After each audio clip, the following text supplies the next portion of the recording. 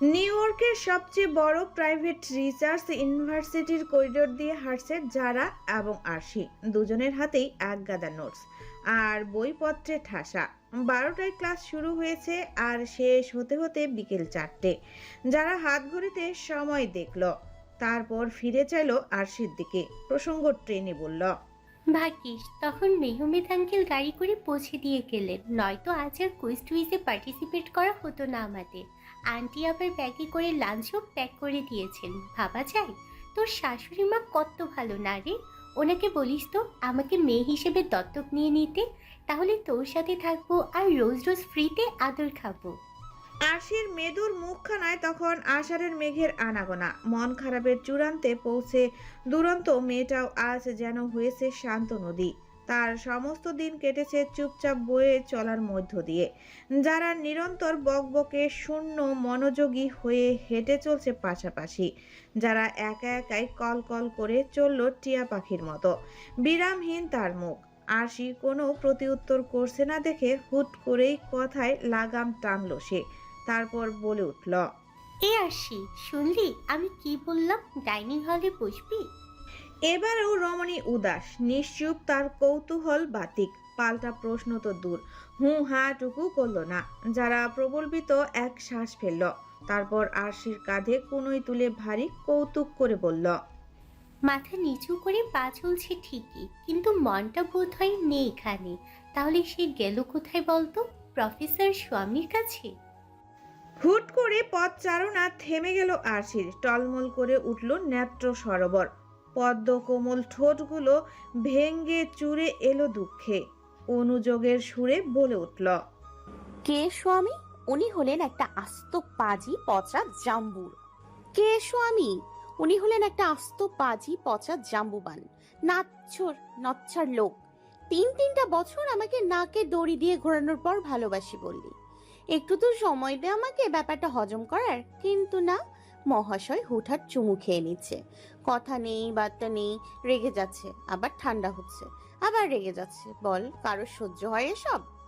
যারার জোর হাসি পেলেও সে হাসলো না। খুব কষ্টে দমফাটা হাসিটা আটকে গলা পরিষ্কার করলো। তারপর গুরু গম্ভীর মুখে শুধালো, হুটহাট চুমুটা কি শুধু সেই খাচ্ছে, নাকি লুকিয়ে চুরিয়ে তুইও একটু একটু খাচ্ছিস? দইবার চমকালো আরশি। থমকে গেল এক নাগারে বয়ে চলা অভিযোগের থলি। পাণ্ডুর গালে গোধূলির রং নামল। অপ্রস্তুত দৃষ্টি ফেলল এদিকে ওদিকে। ইতস্তত করে আওড়ালো, একদমই না। তোর আমাকে দেখে মনে হয় আমি ওই রকম যে লুকিয়ে চুমু খাবো ওই লোককে? যারার হাসি পেয়ে বিজ্ঞের মতো মাথা নাড়ল। বুড়ো আঙ্গুল দিয়ে থুতনির পাশে স্লাইড করতে করতে বেশ ভাবুক হলো সে। তারপর চিন্তিত স্বরে বলে উঠল, সবই তো বুঝলাম, কিন্তু শুধু শুধু মন খারাপ করে থাকলে তো আর তোর এই জাম্বুবান ঘটিত সমস্যার সমাধান বের হবে না জান। আরশির নাটকীয় ভঙ্গিতে দু হাত জোর করলো জারার দিকে চেয়ে মেকি স্বরে সে বলে উঠল, তাহলে কি করলে সমাধান বের হবে? রাজকুমারের মান ভাঙানোর জন্য এখন 7 সমুদ্র 13 নদী পাড়ি দিতে হবে আমাকে? যারা উপায় বাতালো তৎক্ষণাৎ। প্রথমে চোখ বড় বড় করে আওড়ালো, অসম্ভব, আমার জান কেন এসব করবে? এক্স্যাক্টলি। শির মেকি চটপটে ঠোঁট টিপলো যারা। তারপর বলে উঠল, উল্টে আমার মতে তোর উচিত এক্ষুনি প্রফেসর রুমে গিয়ে তাকে বলা, দেখুন আমার কিন্তু এসব সহ্য হচ্ছে না, আপনি রাগ কমালে কমান, নয়তো আমি সন্ন্যাস নিয়ে গৃহত্যাগী হব। আরশি অবাক হয়ে হাঁটা থামালো। বিস্ময় ভর করলো তার দৃষ্টিতে। তারপর অসহায় স্বরে বলল, ফট করে তো বলে দিলি গৃহত্যাগী হব, কিন্তু গৃহত্যাগী যে হব, হয়ে উঠবোটা কোথায়? যারা নিরুদ্বেগ উত্তর এলো সাথে সাথে, কেন ডর্মে কি উঠবি? ড্রোমের কথা শুনেই চোখ চকচক করে উঠল আরশির। প্রফেসরের বউ হিসেবে ডিসকাউন্ট না পেলেও ফ্রেশার হিসেবে ডিসকাউন্ট তো পেয়েই যাবে ড্রোমের উঠার। তাহলে আর চিন্তা কিসের? কিন্তু পরক্ষণেই ভ্রু কুঞ্চিত করে বলল, এক সেকেন্ড, তোদের বাসা থাকতে রাগ করে আমি ডর্মে উঠতে যাব কেন? তুই একা উঠবি নাকি? আমিও তো উঠবো তোর সাথে। বেস্ট ফ্রেন্ডের মন খারাপ মানে আমারও মন খারাপ, গট ইট জান? দুই বান্ধবী থেমে রইল না, সাজিয়ে গেল শেহজাদকে বলার জন্য একের পর এক লাইন। যারাও থাকবে শুনে আরশি যেন একটু বল পেল, জোর দিয়ে বলল, হ্যাঁ, ডর্মে গিয়ে উঠবো। গুড। তারপর বলবি আপনার মুখও দেখব না। সাথে স্নোবলকে নিয়ে আপনার সবগুলো চার্জারের কেবল কেটে ফেলবো। ঠুসঠাস চুমো টুমো তো একদম খেতে দেব না। এ পর্যায়ে আরেক দফা থমকে গেল আরশি। পা জোড়া থেমে রইল পোর্সিলিস টাইলসের মেঝেতে। তারপর দাঁড়িয়ে থেকেই ফিরে চাইল জারার দিকে। ওভারকোটের উপর দিয়ে কোমরে হাত রেখে বলল, তুই কিন্তু মেইন টপিক থেকে সরে যাচ্ছিস। যারা আমরা কি নিয়ে আলোচনা করছিলাম? ওই নচ্ছার পাজি পচা জাম্বুবানকে নিয়ে। সেখানে চুমুর মতো এত মিষ্টি আদর আদর জিনিস নিয়ে আসলে চুমুরও অপমান। ওই খিটখিটে বুড়োর সাথে যায় নাকি এসব? যারা প্রতিউত্তর কিছু বলতে গিয়েও সামনে তাকিয়ে থামল। চোখের ইশারায় চুপ করতে বলল আরশিকেও, কিন্তু সে পাবলিক চুপ করার নয়। অভিযোগ আর অনুযোগের বস্তুক আউড়ে গেল শেহজাতের নামে। এই যে আজ ওনার ক্লাস ছিল না, তারপর কি পারতেন না আমার সাথে একবার এসে একটু কথা বলতে বা কাউকে দিয়ে আমাকে ডেকে পাঠাতে? কিন্তু না, তা তো উনি করলেনই না। উল্টো আমি যখন তার রুমে যেতে চাইলাম তখন স্টাফকে দিয়ে সাফ করে পাঠালেন। অনুমতি নেই, সে ব্যস্ত। ঠোঁট কামড়ে হাসি চাপল যারা।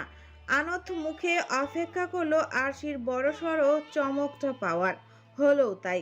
কথাগুলো বলে মাথা ঘোরানোর সঙ্গে সঙ্গে আরশির নাকটা গিয়ে প্রবল ধাক্কা খেলো শক্ত কিছুর সঙ্গে। ছিটকে পড়ার আগেই বাহু আগলে ধরল মজবুত একটা হাত।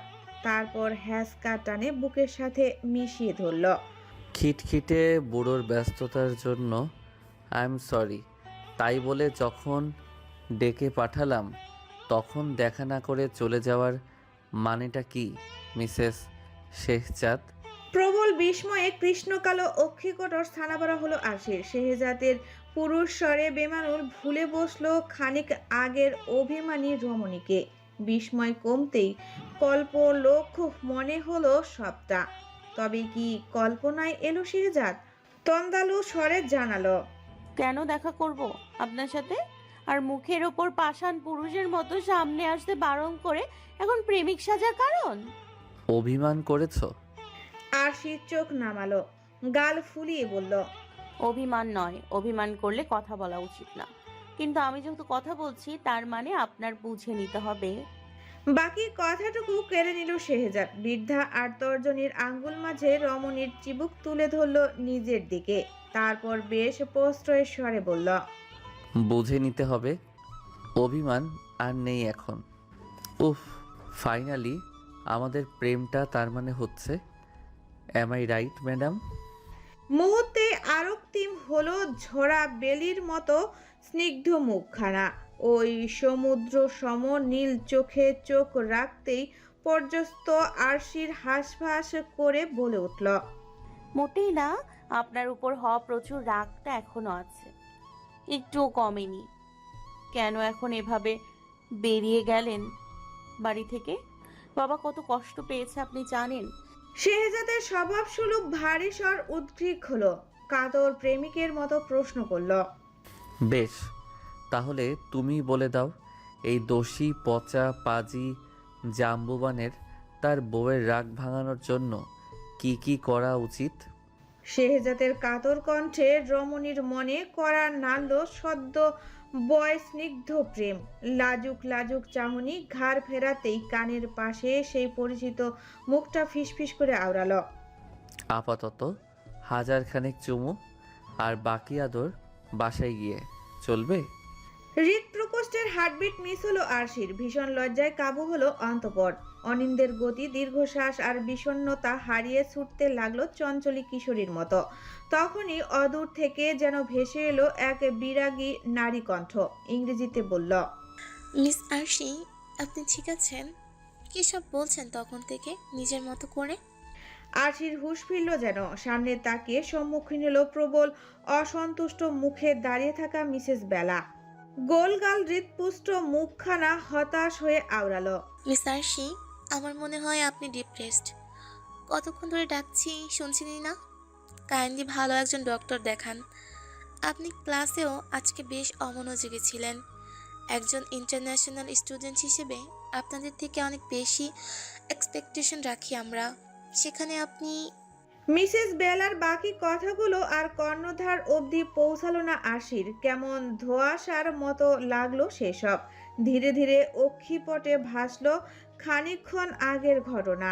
সবটাই অলৌকিক ভেবে নিজেকে বুঝ দিতে পারল না সে। এত বাস্তবও কি কখনো হতে পারে কল্পনালোক?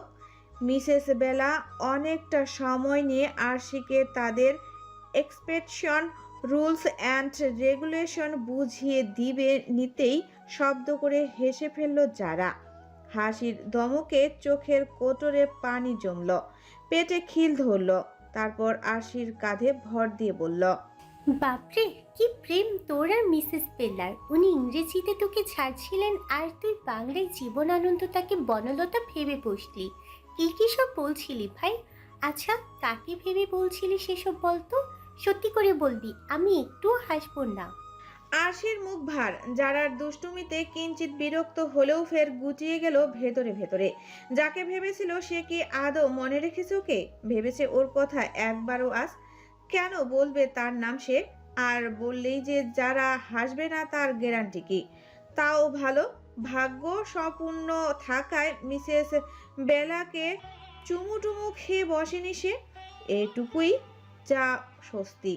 নইলে প্রাণ প্রিয় বান্ধবীর হাসাহাসির তোপে এতক্ষণ আর দাঁড়িয়ে থাকতে হতো না এখানে। নিউ ইয়র্কের মতো ব্যস্ত শহরে সন্ধ্যা নামলো। হাজার খানেক ডিজিটাল বিলবোর্ড আর আর্টিফিশিয়াল লাইটের উদাসীনতা হারানো প্রতীকদের মতো ক্লান্ত চোখ। রাস্তার দুপাশে সোডিয়াম আলো চিকচিক করে উঠল পেঁজা তুলোর মতো বরফের স্তূপ।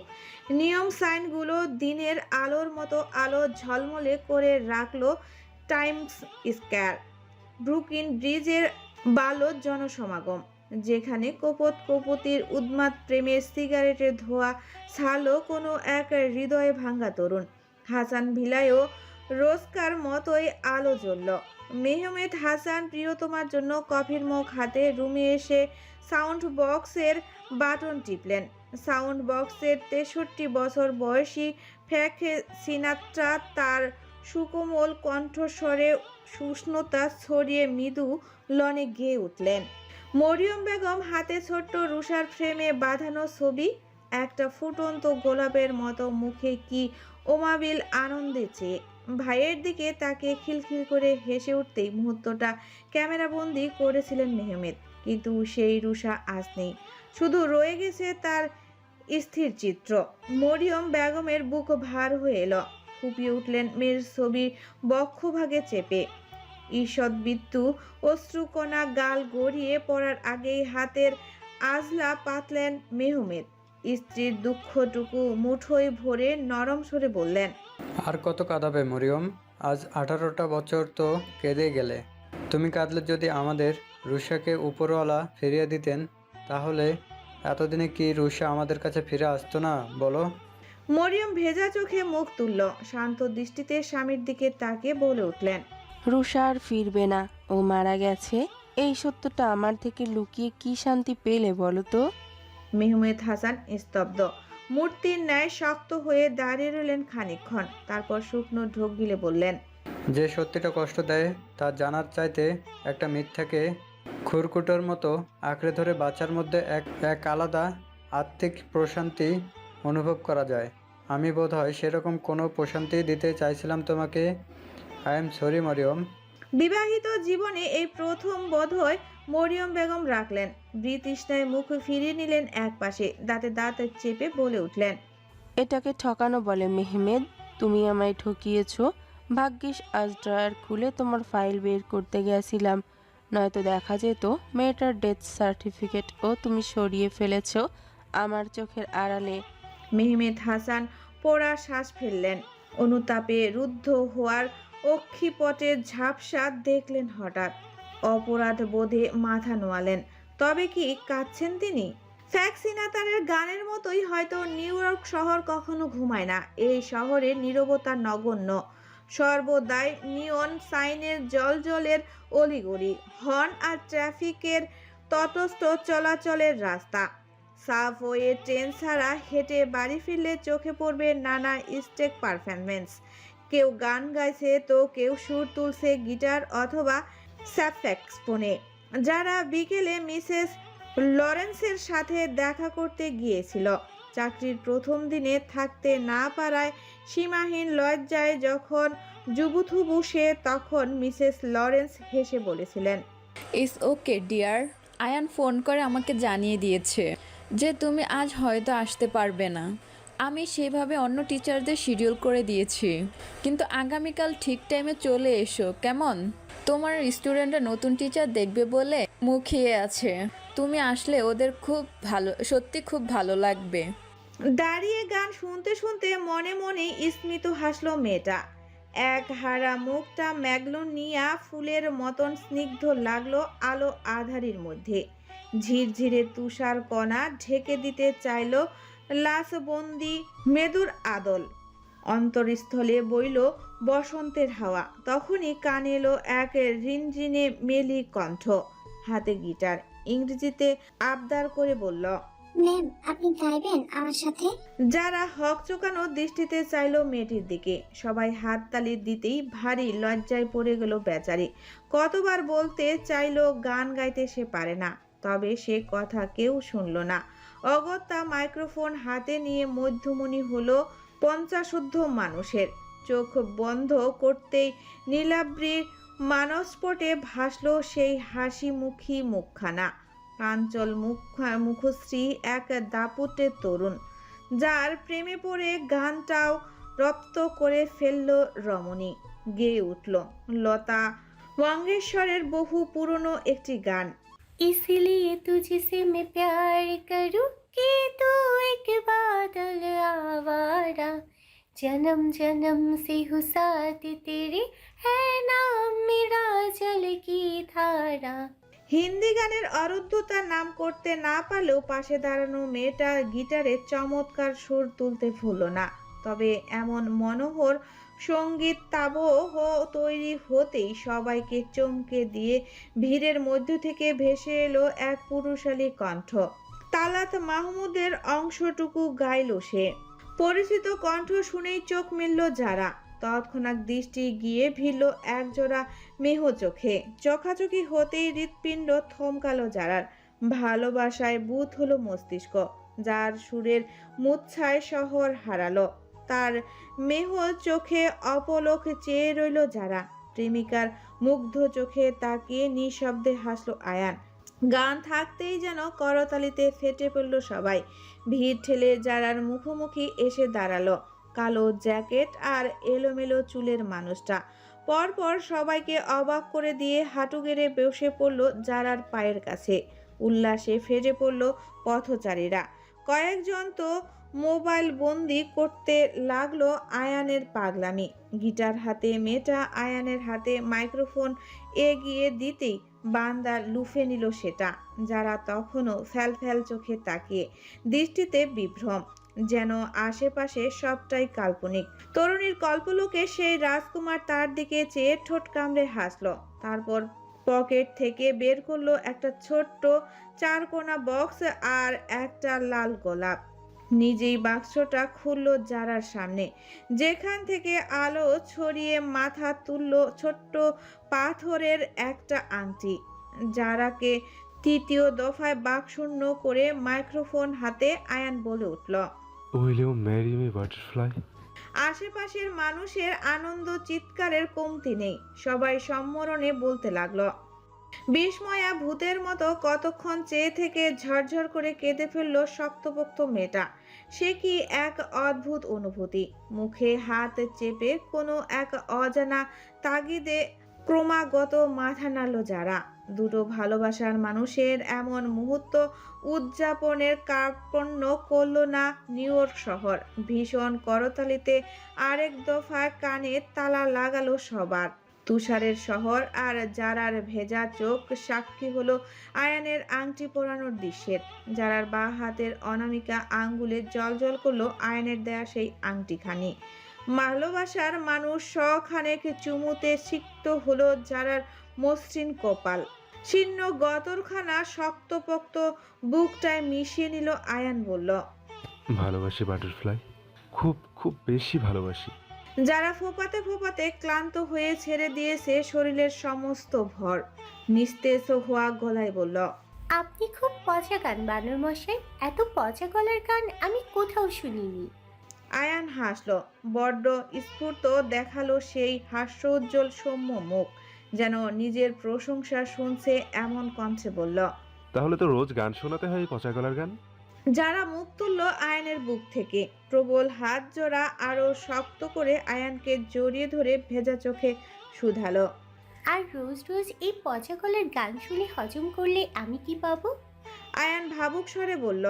নির্ঘুম রাত আর পাগলের মতো আদর চলবে ম্যাডাম? যারা চোখ বড় বড় হয়ে গেল মুহূর্তেই, আকাশ সম লজ্জায় মুষড়ে পড়ল আয়ানের বুকে, মুখ লুকালো চওড়া সিনায়। আকুণ্ঠ লজ্জায় প্রাণনাশ হলে কাল খবরের হেডলাইনে যারার নামটা উঠে যেত নির্ঘাত। আয়ান প্রেয়সীর এমন লজ্জা দেখে ঠোঁট টিপল, তারপর কানের কাছে মুখ নিয়ে ফিসফিস করে আওড়ালো। আবারও বলছি, ভালোবাসি বাটারফ্লাই, ভীষণ ভালোবাসা। যতটা ভালোবাসলে মরে যাওয়া যায়, তার থেকেও বেশি ভালোবাসি তোমাকে। শেহজাদের বাড়ি ফিরতে ফিরতে রাত হলো সেদিন। ধূসর মেঘের আড়ালে রূপলির চাঁদটা যখন ঘুমের কোলে পাড়ি জমালো পায়তারায়, তখন হাসান ভিলায় সদর দরজায় এসে দাঁড়িয়েছে শেহজাদ। ক্লান্ত অবসন্ন আদলের দীপ্যমান চোখগুলো খুঁজে ফিরল একটা পরিচিত মুখ, অথচ যাকে খুঁজছে তার টিকিটাও নেই পুরো বসার ঘরে।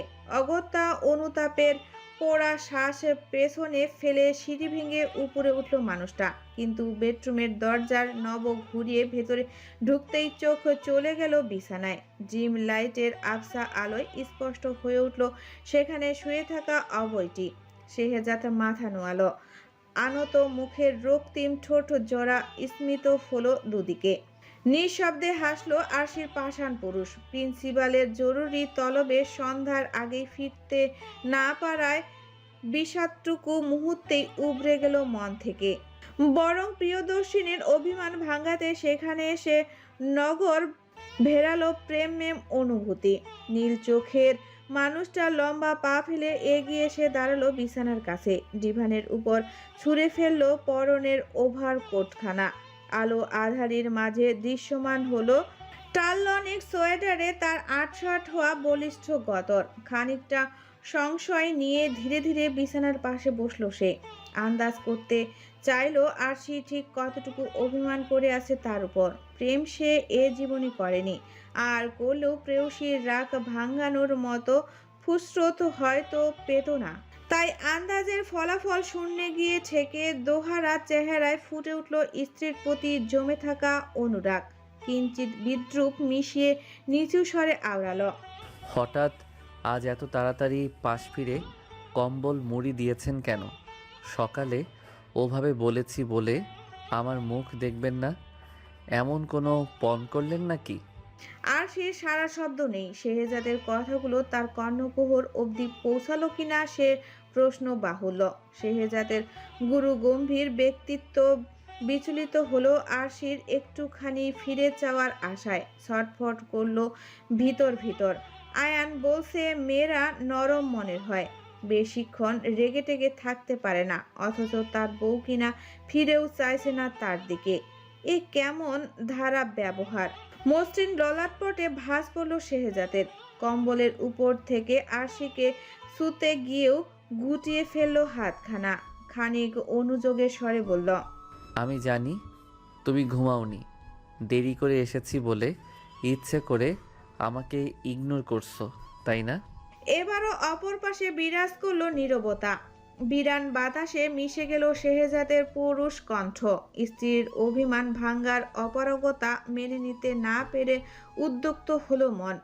বেলেহাজ স্বরে বলে উঠল, ইফ ইউ থিঙ্ক এভাবে আমার থেকে পালিয়ে বেড়াবে, then let me clear you.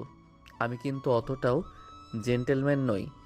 আমি 1 থেকে 3 গুনবো, আর এই 3 গুণার মধ্যে কম্বল না সরলে আগামী 1 সপ্তাহ ঘরের বাইরে যাওয়ার মতো অবস্থা থাকবে না তোমার। And believe me or not জান what I have said this time, I will do.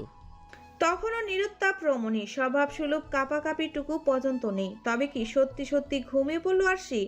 ভাবনার ইস্তেফাক ঘটাতেই ভারী শোনালো শেহজাদের কণ্ঠস্বর। থেমে থেমে গুনতে শুরু করলো সংখ্যাগুলো। 1 2। এর পর্যায়ে শেহজাদ থামলো। আশি তখনও উঠল না দেখে দীর্ঘশ্বাস ফেল।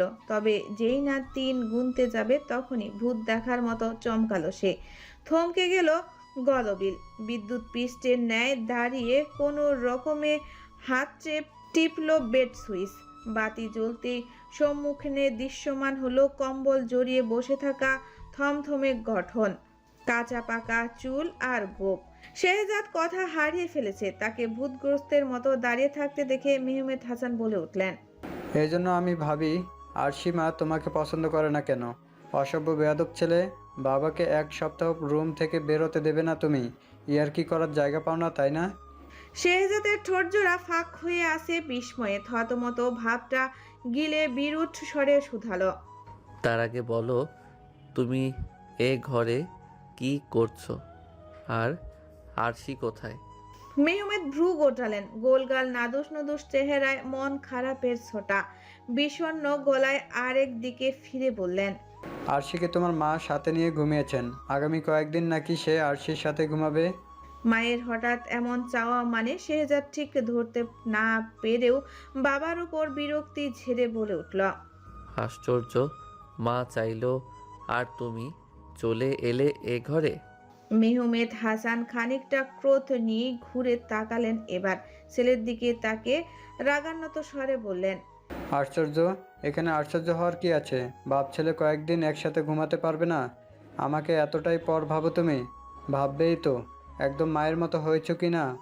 মেহমেদ হাসানের উচ্চ বাক্যে আর কিছু বলল না শেহজাদ। দম ফেলে বুঝে নিল যা বোঝার। কাবার থেকে টাওয়াল আর গ্রে ট্রাউজারটা বের করে এগুলো ওয়াশরুমের দিকে। কিন্তু দরজার কাছাকাছি গিয়ে কিছু একটা ভেবে হুট করে থামলো সে।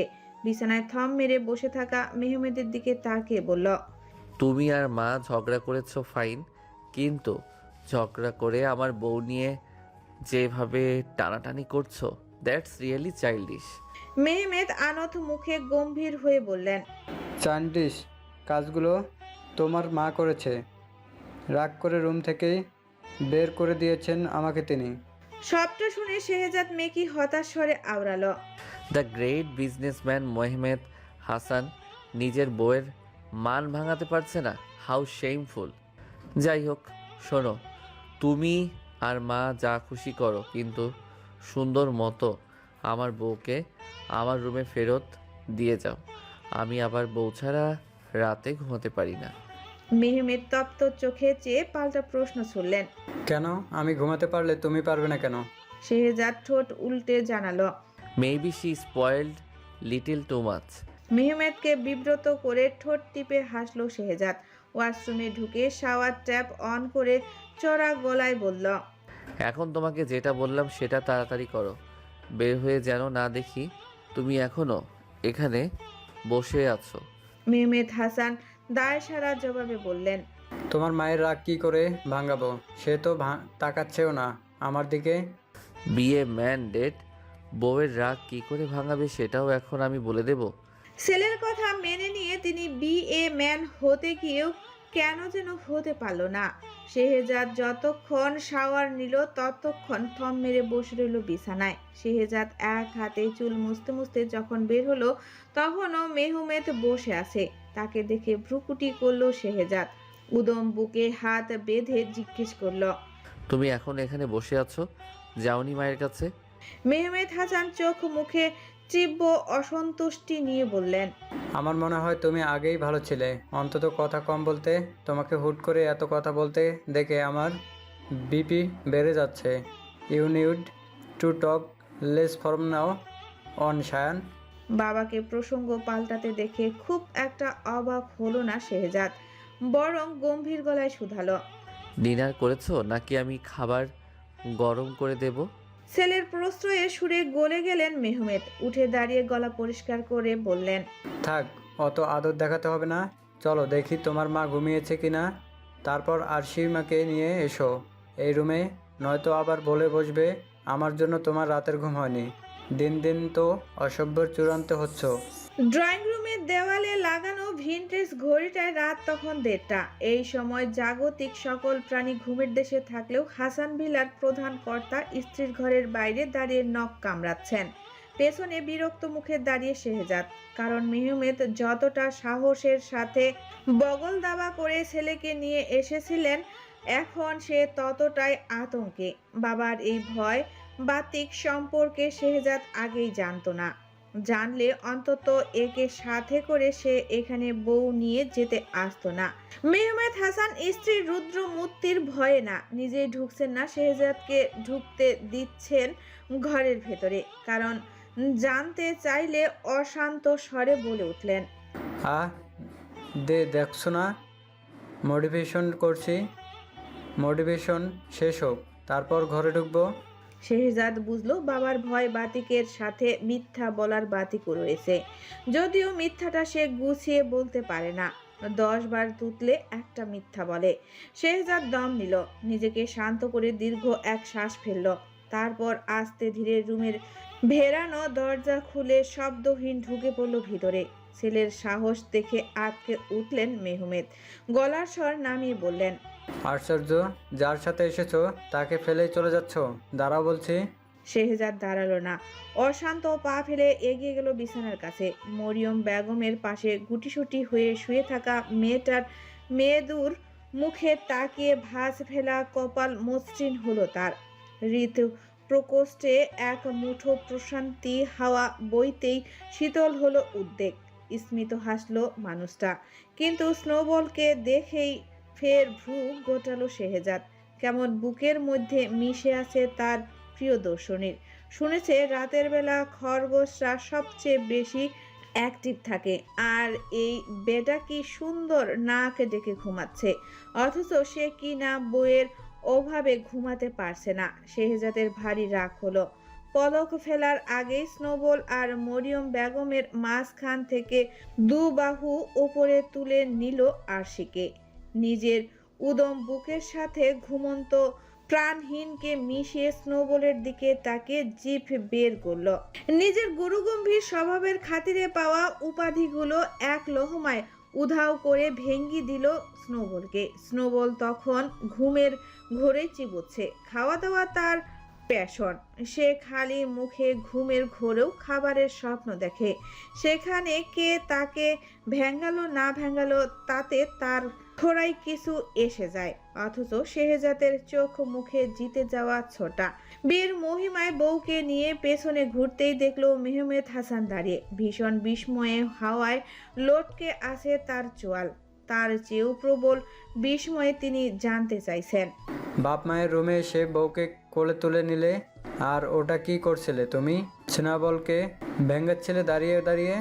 শেহজাদ নিরুদ্দিকে জানালো, বউকে কোলে তুলে নিলে হার্ট ভালো থাকে, চাইলে তুমিও তুলতে পারো তোমার বউকে।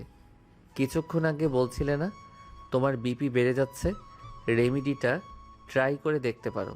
বিপি, হার্ট রেট সব নর্মালে থাকবে।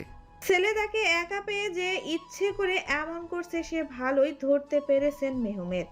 নয়তো একাধিকবার করা প্রশ্নে যে শুধু হাতেই উত্তর দেয়, তার এমন ধারা চৈতন্যের পরিবর্তন কি করে হলো সে বিষয়ে যথেষ্ট সন্দিহান মেহমেদের।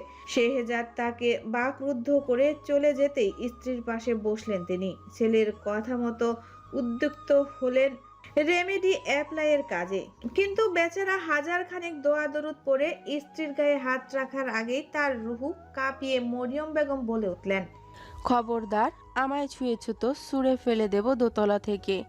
নিউ ইয়র্কের উঁচু সব ইমারত ছাপিয়ে ভোরের প্রথম আলো এসে পড়ল আরশির স্নিগ্ধ মুখে। সুডল চিবুকের ভাঁজে আসন গাড়ল এক চিলতে মিষ্টি রোদ। শীতের প্রকোপ কমিয়ে ঘর জুড়ে ওম ছড়ালো সেই রোদ্দুরটুকু। ফিট অ্যাডভেঞ্চারের উইডেন ফুডি গন্ধটা তার সাথে সখ্যতা জুড়ল সমান তালে। পরিচিত ঘ্রাণে ঘুম ভাঙল আশির। এলোমেলো চুল আর ঢুলু ঢুলু চোখে আশেপাশে চাইতেই প্রকট হলো অক্ষিপট। কপালের উপর পড়ে থাকা চুলগুলোকে আঙ্গুল চালিয়ে ভাবতে লাগলো, ঘুমের ঘোরে জাম্বুবানের ঘরে কি সে নিজেই হাঁটতে হাঁটতে চলে এসেছে, নাকি কাজটা অন্য কেউ করলো। কিন্তু কে করতে পারে?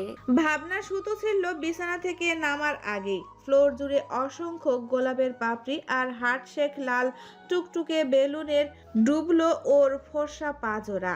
থমকালো মেয়েটা, অস্পষ্ট আওড়ালো। এসব কি?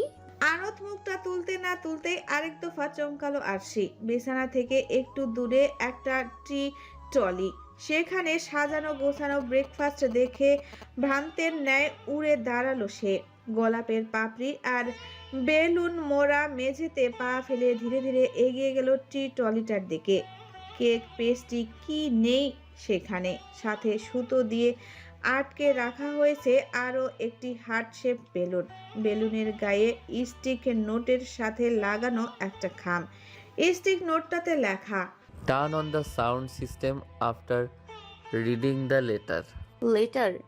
মনে মনে যেন নিজেকে প্রশ্নটা করলো আশি। পছন্দের সবগুলো খাবার টি টলিতেই পড়ে রইল তার। খামটা হাতে সে এসে বসলো বিছানায়। আন্দাজ করতে পারলো যদিও এসব কার কাজ, তবুও বুকের ভেতর লাফিয়ে বেরোলো হৃদযন্ত্রটা। খাম খুলে চিঠিটা বের করলো রুদ্রশ্বাসে। নিভৃতে পড়তে লাগলো গুটি গুটি অক্ষরে লেখা বিশাল চিঠিটা। আজকের দিনটা ভীষণ আদুরে।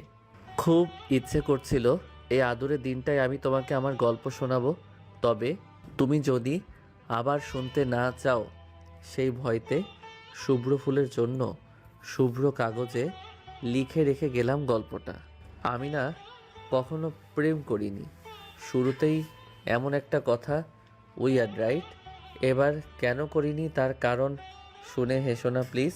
প্রেম করিনি কারণ ভীষণ পড়ুয়া আমি। পড়াশোনার চাপে রিলেশনশিপ জিনিসটাকেই ইউজলেস ভাবতাম একটা সময়।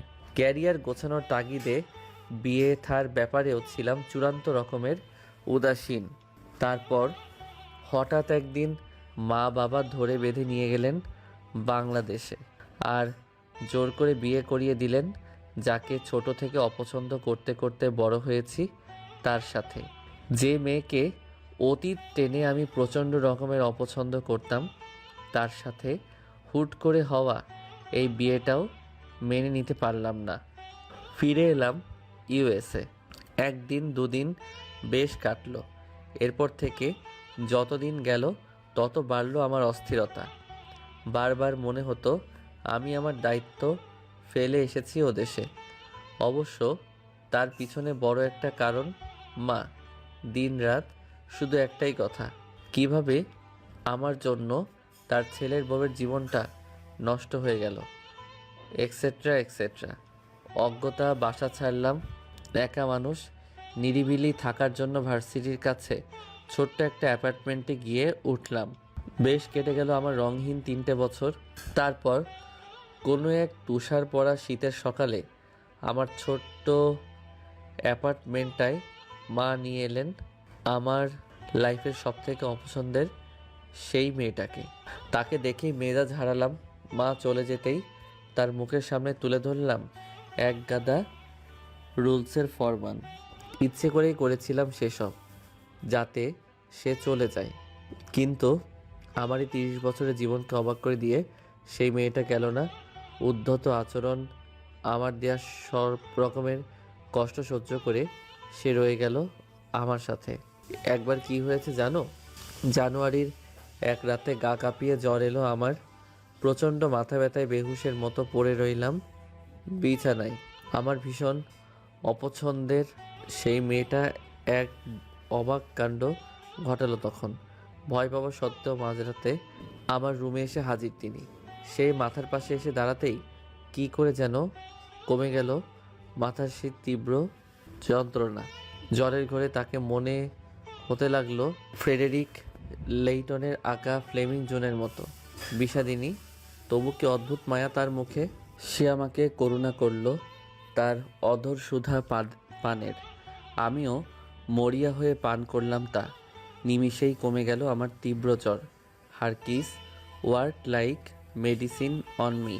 তারপর থেকেই যেন আমার ব্যক্তিগত ফ্লেমিং জোন আমার এই কাঠ পাথরের জীবনে বৃষ্টির মতো প্রেম আনলো।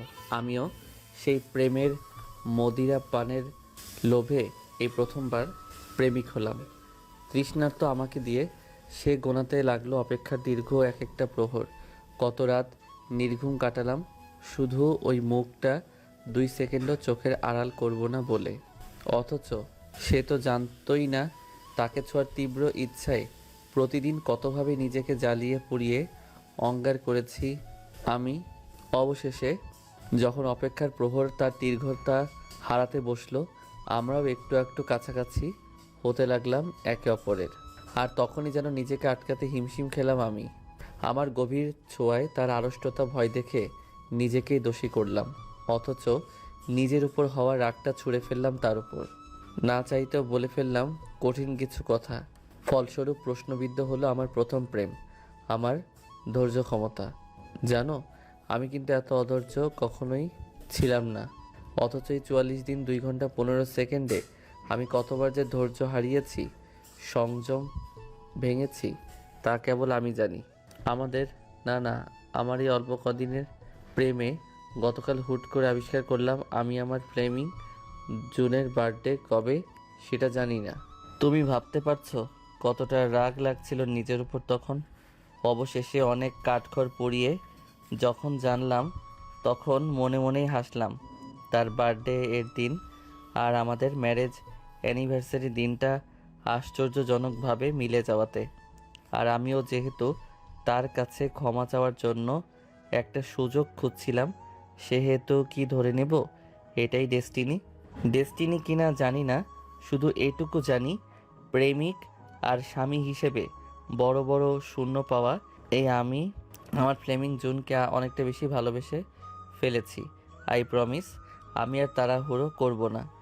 যেটা সে ভয় পাচ্ছে সেই বিষয়ে তো একদমই না। রাগারাগিও করব না, একদম লক্ষ্মী ছেলে হয়ে থাকব। আর সায়ান শেহজাদ যখন প্রমিস করে তখন সে কিন্তু তার প্রমিস রাখতে জানে। আজ 14ই ফেব্রুয়ারি, শুভ জন্মদিন স্নোবলের আম্মু।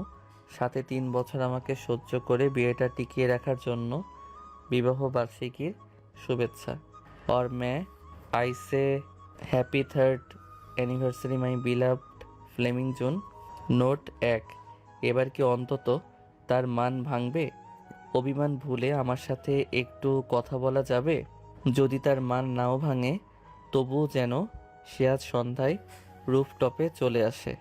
কেউ একজন সেখানে অপেক্ষায় থাকবে তার জন্য, তার মান ভাঙানোর জন্য। নোট 2, বেডের পাশে একটা গিফট রেখে গেলাম। খুব অপছন্দ না হলে সে সেটা পড়তে পারে। ইতি তার অভদ্র জাম্বুবান। চিঠিটা পড়ে শেষ করতেই আরশি উপলব্ধি করলো সে কাছে। ভেজা চোখে বারবার আবসা হয়ে যাচ্ছে সামনেটা। ঝরা বেলির পায়ে বৃষ্টির ফোঁটার মতো বড্ড স্নিগ্ধ লাগলো ওর সেই কান্না। আরশির ভূতগ্রস্তের ন্যায় উঠে দাঁড়ালো। খুঁজে বিছানার পাশে রাখা গিফট বক্সটা পেয়েও যায় এক সময়। হাতে নিয়ে ওটা খুলতে দৃশ্যমান হয় একটা নীল শিপনের শাড়ি, সাথে আরও একটা চিরকুট। তোমাকে একদিন শাড়ি পরার জন্য বকেছিলাম, তাই গতকাল নিজে গিয়ে এই শাড়িটা কিনে এনেছি। সম্ভবত সেদিনও তুমি নীল শাড়ি পরেছিলে, আজ আবারও একবার পরবে প্লিজ। খুব জানতে ইচ্ছে করছে নীল শাড়িতে আমার ফ্লেমিং জুনকেও কি ফ্রেন্সিসের গাওয়া স্নোফ্ল্যাক্স ইন ডিসেম্বরের মতো লাগবে দেখতে। আরশি অপলক সেই চিরকুটটির দিকে তাকিয়ে থেকে এক সময় মুচকি হাসলো। তারপর মহাশয়ের কথা মতো সাউন্ড সিস্টেম অন করলো কাপা হাতে। মৃদু ললে ভেসে উঠলো একটা গান। আরশির কেন যেন মনে হলো গানের কথাগুলো শেহজাদ বলছে ওকে। নীলচে আকাশ ধূসর কালো মেঘে ঢেকে যায়, শহর জুড়ে এই বৃষ্টি এসে তোমায় ছুঁয়ে যায়। ধরো না আমারই এ হাত, বলো না হবে কি আমার, করব না চোখের আড়াল তোমায় কখনো। বলো না মনে কি রাখবে একটু ভালো আমাকে বাসবে, বলো না থেকে কি যাবে পাশে চিরকাল। I have decided, butterfly.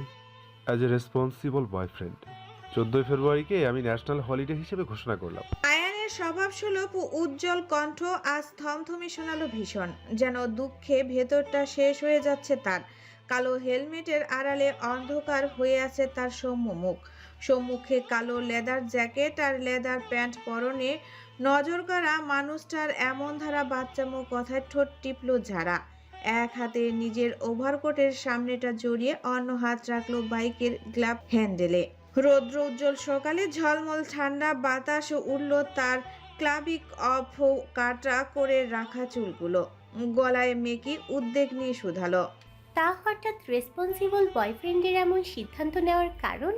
মেঘের ভেলার ফাঁক গলে আসা রোদ ঝলমলে নিউ ইয়র্কের রাস্তা। বরফের গা ছুঁয়ে বাইকের চাকা দূরত্ব কমিয়ে আনছে তাদের গন্তব্য। উত্তরে আয়ান গম্ভীর গলায় বলল, কোথায় ভাবলাম আজ সারাদিন একটু চুটিয়ে প্রেম করব। ছুটিও নিয়েছিলাম জানো, কিন্তু একজনের নাকি আজ কাজে যেতেই হবে, কোনোভাবেই মিস দেওয়া যাবে না।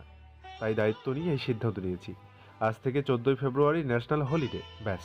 বাপরে, একটু প্রেম করবেন বলে ছুটি নিয়ে নিলেন, তাহলে বেশি প্রেম করার সময় কি করবেন?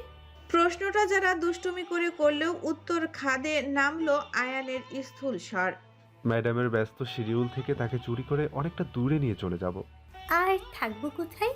কখনো তাঁবু টাঙিয়ে, কখনো খোলা আকাশের নিচে। ঘাসের উপর শুয়ে তুমি তারায় ভরা আকাশ দেখবে আর আমি তোমাকে। বা কখনো বরফের উপর বরফের ঘর বানাবো, তারপর সেই ঠান্ডা ঘরে উষ্ণতা ছড়াবে আমাদের ভালোবাসার মুহূর্তগুলো।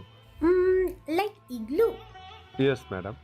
এত লোভ দেখাবেন না বানর মশাই। লোভ সামলাতে না পেরে যদি আপনাকে এক্ষুনি কষে একটা চুমু খেয়ে ফেলি তখন? আয়ান হক চোকালো। যারা মজার ছলে বললেও হৃদকম্পন ঘটল পুলিশের বুকে। নিজেকে স্বাভাবিক রাখার চেষ্টা করলো, কিন্তু লাভ হলো না। মিড টাউনের কাছাকাছি আসতেই আবদার সুরে বলে উঠল, আজকের ক্লাসগুলো ক্যান্সেল করে দাও বাটারফ্লাই, তারপর আমরা কোথাও থেকে একটু ঘুরে আসি। চলো, কিছু খেতে ইচ্ছে হলে এতক্ষণ অপেক্ষা করা ঠিক না। মনকে এতক্ষণ অপেক্ষা করালে পাপ হয়, আমি শুনেছি।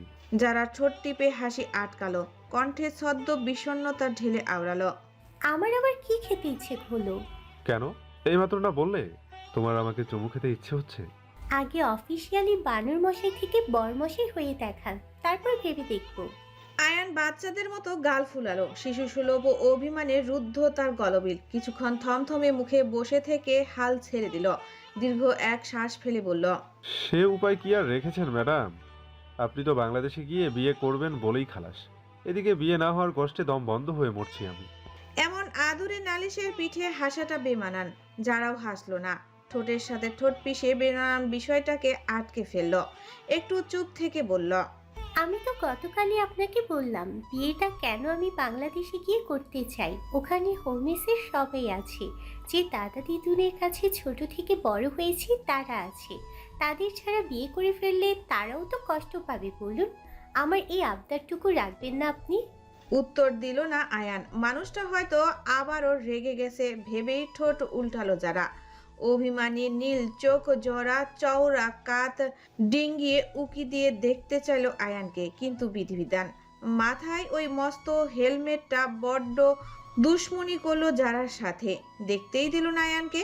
কিছু একটা ভেবে আলগোসে গ্লাড হ্যান্ডলেস থেকে হাত ছড়ালো মেয়েটা। পরপর আচমকা জড়িয়ে ধরল আয়ানের সরু কোমর। আদর মেখে জিজ্ঞেস করলো, কথা বলবেন না জান? আয়ান থমকালো। কোমরে দুপাশে প্রবল হাতের উষ্ণতার ঝড় তুলল তার প্রেমিক মনে। সেকেন্ড খানেকের জন্য ব্যালেন্স হারিয়ে টালমাটাল হলো চলন্ত বাইকখানা। আরে করছেন কি? অ্যাক্সিডেন্ট হবে তো। বরফে ভেজা রাস্তার বাইকের চাকা হরকিয়ে গিয়ে অ্যাক্সিডেন্ট হওয়ার ঘটনা অপ্রস্তুত নয়। যারা ঘাবড়ে গেল সেই চিন্তায় বেখেয়ালে আরো শক্ত করে জোরে ধরল আয়ানকে। বাইকের সামনের চাকা সেকেন্ড খানেকের এদিকে ওদিকে করে ক্ষান্ত হলো। অবশেষে থেমে গেল বাইকের ইঞ্জিন। ব্যস্ত রাস্তার সাইডে জড়বস্তুর ন্যায় দাঁড়িয়ে পড়ল দু চাকার যানটা। আয়ান তখনও প্রকট চোখে চেয়ে সম্মুখে। ম্যারাথনের বেগে শ্বাস পড়ছে তার। কতবার কাছাকাছি হলো ওরা, তবু যারার ওইটুকু ছোঁয়ায় এমন নাভিসাপ ওঠার কোনো মানে হয়? বাইক থামতেই আয়ানের প্রশস্ত পিঠ বরাবর জোরে এক কামড় বসালো যারা, কণ্ঠে উন্মাদ নিয়ে বলে উঠল। কি করছিলেন এটা? এক্ষুনি তো বেকায়দায় অ্যাক্সিডেন্ট হয়ে যেত। আয়ানের হুঁশ ফিরল পিঠের ব্যথায়। একবার পেছনে তাকিয়ে চোখ নামালো কোমরের দিকে, যেখানে যারার প্রবল হাত জোড়া তাকে সহ জড়িয়ে ধরে আছে। খড়খড়ে গলাটা হাওয়ায় গিলে ভেজানোর বৃথা চেষ্টায় আর গেল না আয়ান। আবারও পেছনে তাকিয়ে ফট করে বলে উঠল। একটু আগে কি বললে তুমি? যারা ভুরকুটি করলো, মৃদু কপালে কয়েক পরত ভাঁজ ফেলে আওড়ালো। বলছি, এভাবে কেউ বাইক চালায়? এক্ষুনি যদি না, তার আগে। যারা থমকালো। আগে বলতে আয়ান কি বোঝাতে চাইছে সেটাই বুঝতে বিমুখ মুখখানার রক্তিম হলো তার। অলিন্দনের গতির সাথে পাল্লা দিয়ে বাড়ল কপলের জাফরানির রং। প্রেয়সীর নীরব ভূমিকার অস্থির হলো সম্মুখে বসে থাকা প্রেমিক সত্তা। নিজেই ফের অবিশ্বাসের স্বরে শুধালো। Did you just call me জান? বাচ্চাদের হট্টগোল আর হইচয়ে প্রাণোচ্ছল কিন্টার কেয়ার স্কুলটির মাঠ। ঘাসের ডগার মাথার তাজের মতো ঝলমল করছে বরফ কুচি। রোদেলা দিনেও শীতের পোশাকে জুবুথুবু বুড়ো থেকে শুরু সবাই। হিমেল হাওয়ায় বসন্তের আগামী বার্তার বদলে বইছে আবারও তুষারপাতের আভাস। এত কিছুর মধ্যে আয়ানের সবিস্মরণে করা প্রশ্নের উত্তর আর তার পাওয়া হয়নি। যারা করুণা করেও দ্বিতীয়বার আর জান বলে ডাকেনি তাকে। অবশেষে শুকনো মুখে আয়ান বাইক থামালো স্কুলের সামনে, কিন্তু যারা নামতেই বেচারা হাত টেনে ধরল প্রেয়সীর, নিজের বুকের কাছে এনে কাতর স্বরে বলল। আর একবার জান বলে ডাকবে? প্রমিস, আর জ্বালাবো না বাটারফ্লাই। ওটা once in a lifetime সুযোগের মতো, বুঝলেন? সবসময় ডাকলে মর্ম থাকে না। যারা দুষ্টুমি ধরতে পেরে আরো একবার প্রবলিত শ্বাস ফেলল অফিসার, তবে হাত ছাড়ল না। অন্য হাতে মাথার হেলমেট খুলল। পরপর যারাকে চমকে দিয়ে চুমু খেয়ে বসলো তার মেদুর গালে। আকস্মিক এই ঘটনায় লাশ বন্দি প্রকট চোখে তাকাতেই আয়ান ছেড়ে দিল তাকে। ততস্থ সামনে চেয়ে হড়বড়িয়ে বলল। ওভাবে তাকিয়ে লাভ নেই। Once in a lifetime. সুযোগ হারানোর বেদনা তুমি কি বুঝবে পাষাণ রমণী? যাও গিয়ে ক্লাস করাও। মানুষ একটু চুমু খেয়ে শোক প্রকাশও করতে দিতে চায় না। কিছুক্ষণ রুদ্ধশ্বাস মুহূর্ত পার হওয়ার পর আয়ান আর চোখে তাকালো যারার মুখ পানে। আচমকা দুজনের চোখাচোখি হতেই হেসে ফেললো ওরা। হাসতে হাসতেই ফের চাঁদ মুখখানা মলিন হয়ে উঠল যারার। তবে আয়ানের নজর এড়াতে পারল না সেই মলিনতা। সামনে ঝুঁকে নাক টেনে দিয়ে দুষ্টুমি স্বরে শুধালো। সকাল থেকেই খেয়াল করছি কেমন মনমরা হয়ে আছো। বাই এনি চান্স তুমি কি ইনসিকিউর ফিল করছো আমাকে নিয়ে বাটারফ্লাই? ভাবছো যদি কোনো সুন্দরী রমণী আমাকে প্রপোজ করে ফেলে, তাই না? যারা হতাশার শ্বাস ফেলে বলল। আজকের দিনে এত হ্যান্ডসাম একটা ছেলে একা একা রাস্তায় ঘুরবে, এটাই কি ইনসিকিউরিটি হওয়ার জন্য যথেষ্ট নয়? আয়ানের প্রাণোজ্জ্বল মুখটা শুকিয়ে গেল অমনি। ভীত চোখে ঢোক গিল। যারার কথাগুলো সত্যি ভেবে প্রায় বলেই বসতো। আমি যাচ্ছি না আজ তোমার কাছ থেকে কোথাও। চাকরি চুলোয় যাক। তার আগেই যারা চোখ খিচে হেসে ফেলল। হাসতে হাসতেই বলল। রিল্যাক্স, অত ভয় পাওয়ার কিছু নেই, আমি তো মজা করছিলাম। পরপরই থামলো মেয়েটা, ঠোঁট টিপে দৃষ্টি নামালো পায়ের ওপর। মিহি স্বরে বলল। আসলে মরিয়ম আন্টি আর মেহমেদ আঙ্কেলের কথা মনে পড়ছে। ওই দিন ওই কয়েক ঘন্টার জন্য মনে হয়েছিল যেন নিজের বাবা মায়ের কাছে আছি। এতক্ষণে ভার নামলো আয়নের বুক থেকে। স্মিত হেসে বেশ হেয়ালি করে বলল। এই যদি হয় মন খারাপের কারণ, তাহলে তো মন ভালো করে দিতেই হয়। যারা প্রশ্ন দৃষ্টিতে তাকাতেই আয়ান বলল। তোমার মরিয়ম আন্টি আজ দুপুরে যেতে বলেছেন তাদের বাসায়। আরশি আর ওই সায়ান ব্যাটাকে একটা গ্র্যান্ড সারপ্রাইজ দেয়া হবে ম্যাডাম। এনি গেস কেন? আরশির বার্থডে উপলক্ষে? ইয়াপ, সাথে আমার অকর্মার ঠিকই বন্ধু মহাশয়ের তৃতীয় বিবাহ বার্ষিকী উপলক্ষেও। কিন্তু ওদেরকে জানানো হয়নি সারপ্রাইজ কিনা। এটুকু বলেই থামলো আয়ান। যারা তখন খুশিতে ঝুমঝুম করছে, দু হাত এক করে ভাবছে কি গিফট নিবে আরশির জন্য। তখনই ফের মুখ খুললো মানুষটা, ভ্রু উঁচিয়ে আওড়ালো।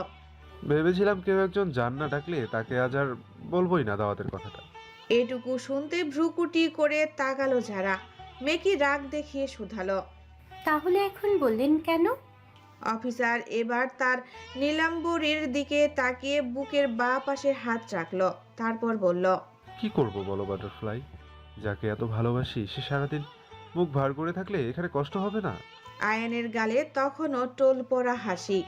এখন আসি, তোমাকে দুপুরে এখান থেকে পিক করে বাড়ি নিয়ে যাব, কেমন? বেশি লেট করো না কিন্তু বের হতে। এইটুকু বলে থটলে হাত রাখতেই একেবারে কাছাকাছি চলে এলো যারা। স্তব্ধ হলো আয়ানের হেম চোখ। মুখ ঘুরিয়ে যারার দিকে তাকাতেই ঠোঁট বরাবর চুমু খেয়ে বসলো মেয়েটা। যারা নিজেও হতভম্ব। প্রকট তার অক্ষি যুগল।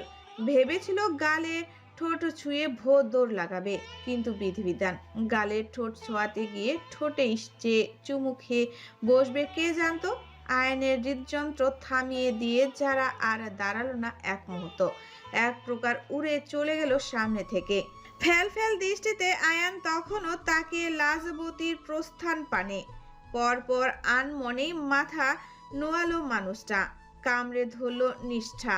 নিঃশব্দে হেসে ফেলে হতাশ স্বরে বলল, Mr Ayan Hunter, you are doomed বাড়ি। তোর এই দুর্বল হৃদয় বাটারফ্লাইয়ের হুটহাট চুমুর ধকল সামলাতে পারলে হয়। তখনই তারতম্য স্বরে বেজে উঠল তার মুঠো ফোনখানা। ভাবনা থেকে বেরিয়ে ফোন রিসিভ করতেই সক্রিয় এয়ারপোর্টে শুনতে পেল কলদাতার আওয়াজ। মুহূর্তেই চোখ মুখ শক্ত হলো আয়ানের। অবিশ্বাস্য স্বরে আওড়ালো, হোয়াট? আদি পালিয়ে গেছে? জেল থেকে একটা ক্রিমিনাল পালালো কি করে? তোমরা কোথায় ছিলে? উইথিন 5 মিনিটস ডিটেলসে জানাও আমাকে সবটা। আর টিম রেডি করো, আমি আসছি। মোম গোলানো সন্ধ্যা নেমেছে নিউ ইয়র্কের শহর জুড়ে। একে একে স্ট্রিট লাইটগুলো জ্বলতেই অন্ধকার ফুরিয়ে যায় ব্যস্ত রাস্তায়। সেই সোডিয়াম আলোর গা বেয়ে আকাশ থেকে তুষার ঝরে। ঝুপ করে হওয়া মন খারাপের সুর তোলে নীড়ে ফেরা চড়ুই। বিষণ্ণতাগুলো দীর্ঘশ্বাস ছেড়ে হারিয়ে যায় শত শত মানুষের ভিড়ে। গায়ে জড়ানো নীল শাড়িটা আঁচল লুটিয়ে আয়নার সামনে দাঁড়ালো আরশি। স্নিগ্ধ মুখখানার প্রসাধনীর বালাই নেই। সুডল গঠনের গলায় আদিসহ্য নেই। তার অজান্তেই অনিন্দ সৌন্দর্যের অধিকারিণী সে। কিন্তু 20-15 মেয়েটার এই অনিন্দ সৌন্দর্যকে স্নান করতেই যেন উপস্থিত হয়েছে অহেতুক মন খারাপ। দুপুরটাও সুন্দর কেটেছিল। কত কত আয়োজন করলেন মেহমেদ হাসান। কেক আনলেন। মরিয়ম বেগম নিজের হাতে রান্না করলেন আরশির পছন্দের খাবারগুলো। বেলুন দিয়ে পুরো বাড়ির ডেকোরেশন ভার নিয়েছিলেন রবিন নস। ব্যস্ততার জন্য যদিও আয়ান ভাই আসতে পারেনি, তবে যারা এসেছিল সঙ্গে এনেছিল এই কনকনে শীতের মধ্যেও বসন্ত ফুল, একগুচ্ছ ডেফোলিট। হুট করেই তার মন খারাপরা অলৌকিকভাবে খুঁজে পেল বাকশক্তি। শুধালো, এত এত কিছুর মধ্যে জাম্বুবান কি করলো? পরিতাপের পড়া শ্বাস ফেললো প্রশ্ন শুনে। বিড়বিড় করে আওড়ালো, সে যেমন শেষ মুহূর্তে ঝড়ের গতিতে এসেছিল তেমনি ঝড়ের গতিতে বেরিয়ে গেল। কেক কাটা শেষ হতেই নাকি তার মনে পড়ে গেছে এক্সট্রা ক্লাস নেওয়ার কথা। আর সন্ধ্যায় যে ছাদে যেতে বলা হয়েছিল আরশিকে, সে কথা বেমালুম ভুলে গেল মানুষটা। আরশির উত্তর দেয় না। প্রেম জোরে তার মন ভাঙে। যার জন্য আজ শাড়ি পরলো, যার দেওয়া শাড়ি পরলো, তার ফিরে না যাওয়ার দুঃখে বিভাগী হতে চায় ক্ষণিকের প্রেম প্রেম অনুভূতি। সেই মন ভাঙার শব্দে চাপা পড়ে যায় দরজার কড়া নাড়ার শব্দ। সাড়া না পেয়ে অগত্যা ভেড়ানো দরজা ছেলে ভেতরে ঢেকলো মরিয়ম। মেয়েটাকে মুখ ভার করে দাঁড়িয়ে থাকতে দেখে ঠোঁট টিপে ফেললেন তিনি। হাসি আটকে উদ্বেগ টানেন চেহারায়। শুধিয়ে উঠলেন, হ্যাঁ রে আরশি, স্নোবলকে দেখেছিস? আমি সারা বাড়ি খুঁজলাম জানিস, কোথাও পেলাম না। তুই একটু দেখ তো মা। স্নোবলের নাম শুনতেই হুঁশ ফিরে আরশির। আঁচল সামলে ফিরে চায় মরিয়মের দিকে। ছেলেকে পাওয়া যাচ্ছে না শুনেই যেন মাথায় বাস পড়ে তার। কপালে হাত রেখে ঠোঁট ভেজায়। উৎকণ্ঠিত স্বরে আওড়ালো, সব জায়গায় খুঁজেছিলে মা? ইয়ার্ড, বাবার লাইব্রেরি ঘরটা। সব জায়গায় খুঁজেছি রে মা, শুধু শুধু শুধু ছাদটাই বাকি। আমার পায়ের ব্যথা না বাড়লে আমি যেতাম, তুই একটু গিয়ে দেখবি ওখানে আবার গিয়ে লুকিয়ে টুকিয়ে আছে কিনা। স্নোবলের চিন্তায় ললাট পটে ঘাম জমলো আশির। মনে মনে খুব করে চাইলো ছাদে যেন পেয়ে যায় ছেলেটাকে। আর যদি না পায়, যদি কোনো অঘটন ঘটে, কুচিন্তাগুলো দুপাশে মাথা নেড়ে ঝেড়ে ফেলতে চাইলো আশি। পরপর মরিয়মের কথা মতো আগে পিছে না ভেবেই ব্যস্ত পায়ে রুমে ছেড়ে বেরিয়ে গেল ছাদের উদ্দেশ্যে। আশি বেরিয়ে যাওয়ার মিনিট খানেক বাদেই যাকে নিয়ে এত দুশ্চিন্তা তাকে কোলে নিয়ে পা টিপে রুমে ঢুকলো মেহমেদ। আশেপাশে সতর্ক দৃষ্টি ফেলে ফিসফিস করে জিজ্ঞেস করলেন,